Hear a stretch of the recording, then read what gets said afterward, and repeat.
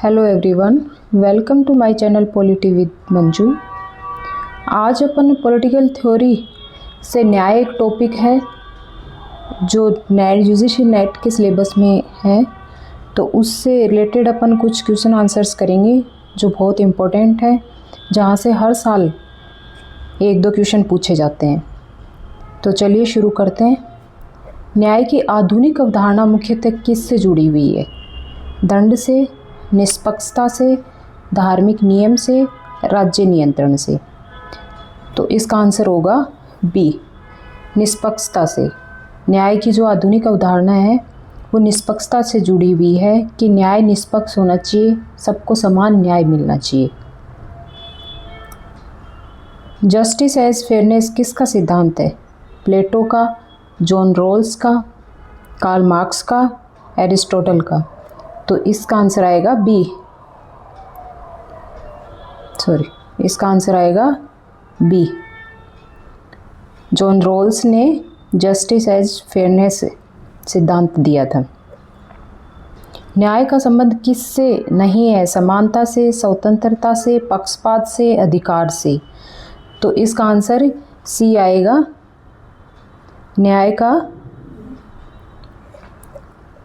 का संबंध पक्षपात से नहीं है, यानी समानता, न्याय में समानता आएगा, स्वतंत्रता आएगा, अधिकार आएगा, लेकिन पक्षपात करना न्याय नहीं होता, इसलिए इसका आंसर सी आएगा। वितरणात्मक न्याय का संबंध किससे है? दंड से, संसाधनों का वितरण, कानून, चुनाव। तो इसका आंसर बी आएगा। वितरणात्मक न्याय यानी संसाधनों का समान वितरण से संबंधित है, तो इसका आंसर बी आएगा। सुधारात्मक न्याय का उद्देश्य है, क्या उद्देश्य है सुधारात्मक न्याय का? संसाधन बांटना, गलतियों को सुधारना, सरकार बनाना या चुनाव कराना। तो इसका आंसर आएगा गलतियों को सुधारना, यानी जो गलतियां होती हैं उनको सुधारना, जो गलत चीज़ें हैं उनको सुधारना ही सुधारात्मक न्याय है। सामाजिक न्याय किससे संबंधित है? केवल कानून से, समाज में समान अवसर से, सेना से, धर्म से। तो चलिए बताइए क्या होगा इसमें? इसका आंसर होगा बी, समाज में समान अवसर सबको मिलने चाहिए, यही सामाजिक न्याय है। तो आंसर बी आएगा। न्याय का मूल आधार क्या है? धन है, समानता है, सेना है, धर्म है। तो न्याय का मूल आधार समानता होगा, सबको समान न्याय मिलना चाहिए, यही न्याय है। प्राकृतिक न्याय का संबंध किससे है? प्रकृति से, नैतिकता से, कानून से, राजनीति से। तो इसका आंसर होगा बी, प्राकृतिक न्याय की अवधारणा नैतिकता से जुड़ी हुई है। न्याय के बिना क्या संभव नहीं है? क्या न्याय के बिना समानता संभव है, या शांति संभव है, या सरकार संभव है, या कानून संभव है? तो इसका आंसर बी आएगा। न्याय के बिना शांति संभव नहीं है। जब न्याय होगी, मिलेगा सबको, तभी शांति रहेगी, नहीं तो बिना न्याय के असमानता फैलेगी, लोगों में आक्रोश फैलेगा। इसीलिए समान न्याय से की अवधारणा शांति से जुड़ी हुई है। यदि सबको समान न्याय मिलेगा, स्वतंत्रता मिलेगी, समान सबके लिए कानून होंगे, तो शांति की स्थापना होगी। न्याय का अंतिम उद्देश्य क्या है? दंड देना, सामाजिक संतुलन, शक्ति, शासन। तो चलिए बताइए क्या है इसका? न्याय का अंतिम उद्देश्य है सामाजिक संतुलन बनाए रखना। न्याय को हर व्यक्ति को उसका उचित देना किसने कहा? न्याय का हर व्यक्ति को उचित देना एरिस्टोटल ने कहा। तो इसका आंसर बी आएगा। हर व्यक्ति को उसका हक देना, यानी जो जिसके योग्य है उसको वही मिलना चाहिए। मेरिट बेस्ड जस्टिस की बात एरिस्टोटल ने की थी। जस्टिस एज फेयरनेस में दो प्रिंसिपल्स दिए हुए हैं, वो किसने दिए? प्लेटो ने, जॉन रॉल्स ने, कार्ल मार्क्स ने, रूसो ने। तो इसका आंसर आएगा बी, इसका आंसर बी आएगा जॉन रॉल्स ने।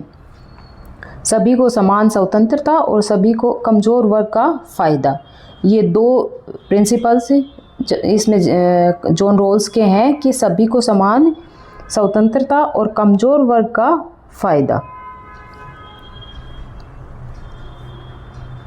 डिफरेंसेस प्रिंसिपल का मुख्य उद्देश्य क्या है? अमीरों को लाभ पहुंचाना, गरीबों को अधिक लाभ, समान वेतन और समान संपत्ति। तो इसका आंसर होगा बी। ये जॉन रॉल्स ने दिया था, गरीबों को ऐसा न्याय होना चाहिए कि गरीबों को अधिक से अधिक लाभ पहुंचे। तो आंसर बी आएगा। ओरिजिनल पोजीशन का क्या अर्थ है? वास्तविक समाज, काल्पनिक समाज, सरकार, कानून। तो इसका आंसर आएगा बी। रॉल्स ने एक काल्पनिक स्थिति मानी जहां लोग समाज के नियम तय करते हैं, लेकिन उन्हें ये नहीं पता कि वो गरीब होंगे या अमीर होंगे, जिससे वो कल्पना करते हैं कि हमारा समाज ऐसा होना चाहिए। यदि उनको पहले से पता होगा कि हम गरीब होंगे हैं या हम अमीर हैं, तो वो सही अपनी न्याय नहीं कर पाएंगे समाज के प्रति। लेकिन उनको कुछ पता ही नहीं, वो ऐसी काल्पनिक स्थिति में है कि उन्हें कुछ नहीं पता कि हम गरीब हैं या अमीर हैं, तो वो एक न्यायपूर्ण समाज की स्थिति की बात करेंगे। तो ये रॉल्स ने कहा था। तो आंसर बी आएगा।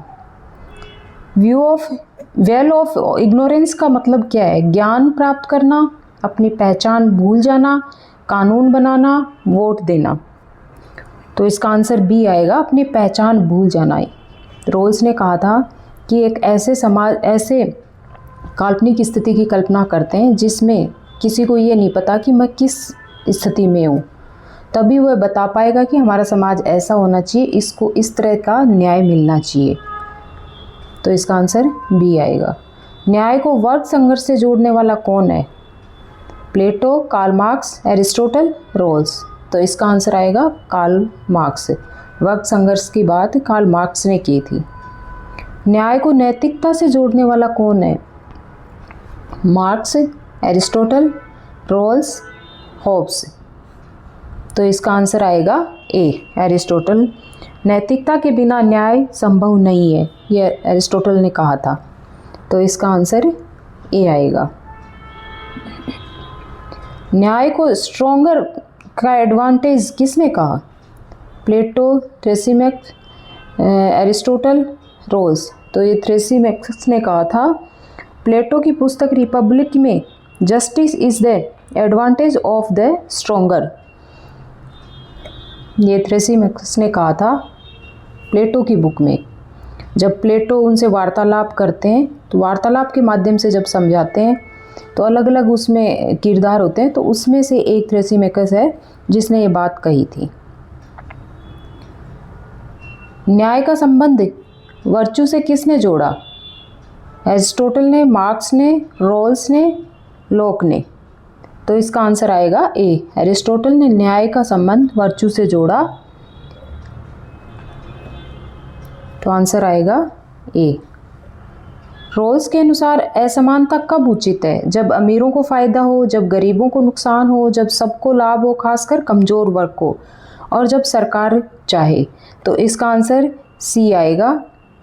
ये रॉल्स ने कहा था कि न्याय वही है जो सबको लाभ हो और विशेषकर कमज़ोर वर्ग को लाभ हो। तो ये थे कुछ क्वेश्चन आंसर्स। आई होप आप लोगों को अच्छे लगे होंगे। अगले वीडियो में फिर अपन इसी तरह के क्वेश्चन आंसर्स लेके आएंगे। पॉलिटिकल थ्योरी पूरी कंप्लीट करेंगे क्वेश्चन आंसर्स के माध्यम से। तो प्लीज़ वीडियो यदि पसंद आया हो तो लाइक, शेयर एंड सब्सक्राइब ज़रूर करिएगा। धन्यवाद।